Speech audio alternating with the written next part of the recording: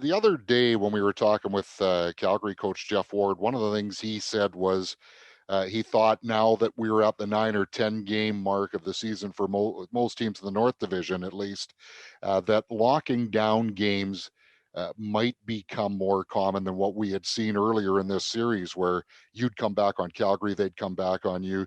Did you get that sense as a team on Tuesday night that it was starting to come a little more together that way when you had the lead? I think that's just, good teams playing against each other. If one team's down, they're going to push a little more. There's going to be a little more urgency. There's there's going to be more pinches. There's going to be, a little more risk taken. So, I think it's just hockey being played. It's two good teams going at it, and when one team has a lead, the other is going to push, and we expect that again today. Whoever comes out hot off the gate, the other team's gonna have to have a pushback at some point, and that's just good hockey and fun hockey. We'll go next to Jason Bell from the Winnipeg Free Press. Go ahead, Jason. Hey, Mark, just to the pandemic COVID protocol stuff, what has the Winnipeg Jets and maybe even looking beyond that, the Canadian division, done to keep things in a situation where what we haven't seen in some of the other markets? Like what's kind of worked on this side of the border and in this organization? I think it's just following all the protocols. It's washing your hands. It's wearing your mask. It's doing everything that was set out at the start of the year. There was a big long plan that was set out at the start of the year to keep us safe, and you just got to abide by them and do your part, and that's what really all we're all doing. It's holding everyone on your team accountable for that, and that's really it. We'll go next to Ted Wyman from the Winnipeg Sun. Go ahead, Ted. Hey, Mark, it's about a year until the Winter Olympics. Canada named its hockey management team yesterday. I realize, of course, you've got a season to focus on here, but how important is it to you to try to be a part of that team? Obviously, it's always in the back of my mind.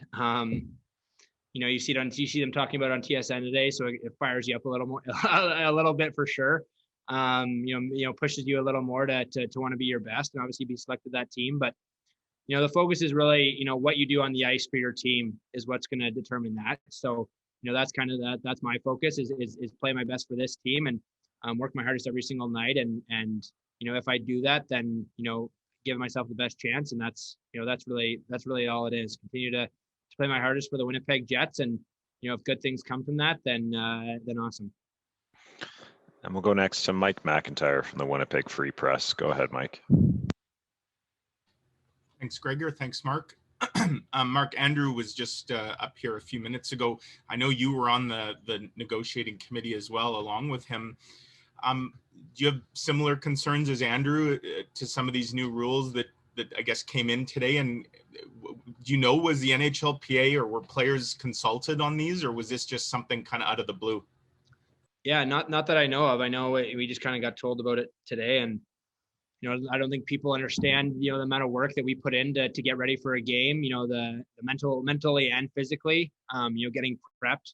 We have all our meetings, we have all the things that we do to try to get our bodies ready, for every single game. And especially, with this Titan season, you need even more time. You need even more time to get activated, to get ready to play a game. And, to shorten that time is pretty insane, if you ask me. You can't expect guys to just show up and put on their gear and play. There's so much that goes into this game that people don't see. There's so much that goes on, 24 hours of the day to prep us for these games. And, to just spring that on us is pretty crazy. And, for a guy that, tries to take care of my body as best as I can, every single day, you just can't expect guys to throw on their gear and go play hockey. There's so much that goes into it. And, I don't think the average person sees how much effort and how much work we put in every single day to get ready for a game. And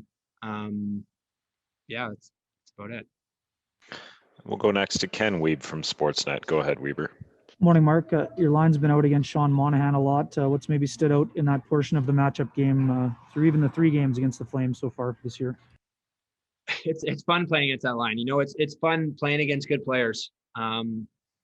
Sean's a great player. Johnny's been playing fantastic. So, You know, it's fun to play against those guys. You know, it motivates me. You know, I know it motivates my line mates to play against them to not only, you know, keep them off the score sheet, but, you know, at the same time, you know, try to contribute as well on the offensive side. So, you know, like every team, you know, you want to play against the best. You want to play against the, you know, their best players, because that only makes you better. That only challenges you more and motivates you more. So, you know, it's you know, it's fun. It's fun to play against those guys for sure. We'll go next to Sarah Orleski from TSN. Go ahead, Sarah. Mark, just to go back to the new COVID protocol, and when you said that people don't appreciate necessarily everything that goes into it, could you just explain, maybe what time do you arrive at the rink usually? Like, how much will this impact you if you're not able to arrive until an hour 45 before?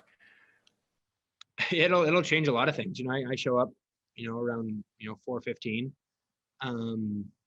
You know, and it's the rolling out, it's the activation, it's, you know, getting your body warm.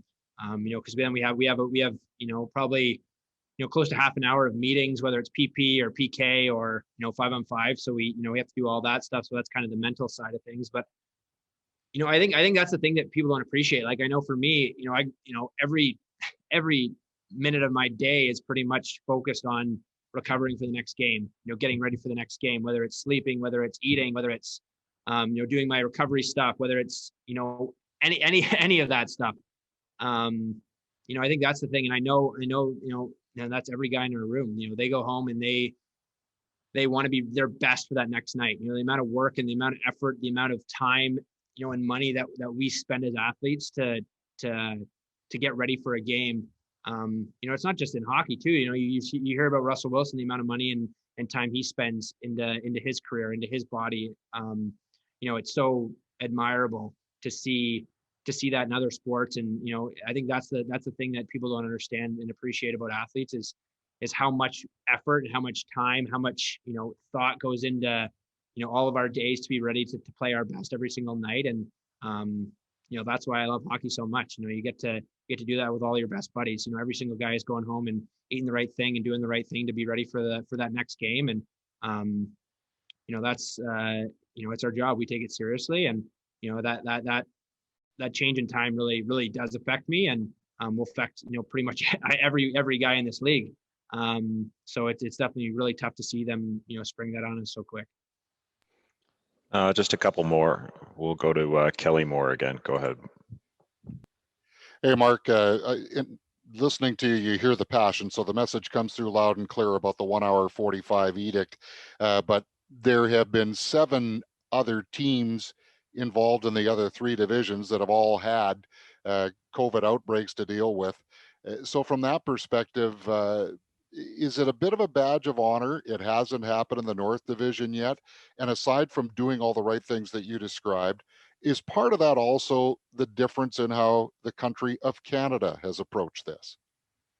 Yeah, I think that's, you know, that's a given. We want to be we don't want it. No one wants, you know, the virus to get to us. No one wants to get it. And I think that's you know, that's how I look at it. You know, all I can do is focus on what I can control and hold the people around me accountable for that as well. And, you know, I know that's the way that I look at it. That's the way my family looks at it. And, you know, all you can do is, you know, you wear your mask when you're around other people, you socially distance, you wash your hands, you sanitize your hands.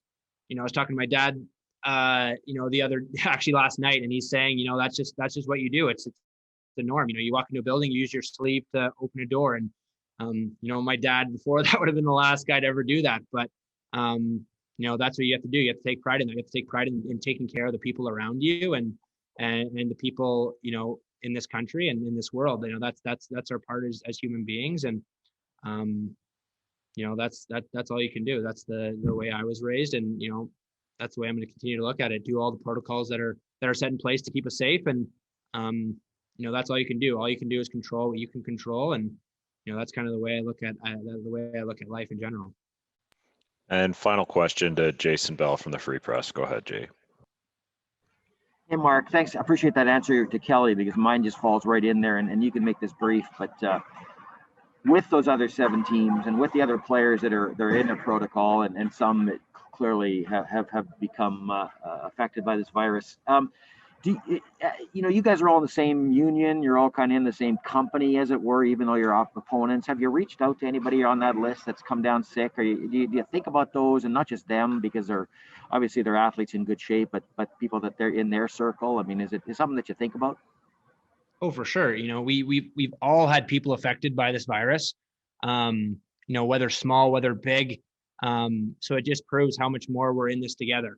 Since this all started, in March, we're all in this together. We all have to do our part. We've all had family members that have had it. We've had friends that have had it. And, I've definitely, reached out to a few guys that, have had it, or, guys that have had it in the summer or in the off season or whenever they have. And, all you can do is pray that they're going to be safe and they're going to come out stronger from this. And that's all you can do. You can, you send your prayers to them and your thoughts and hope that they're okay. And, that's all you can really do.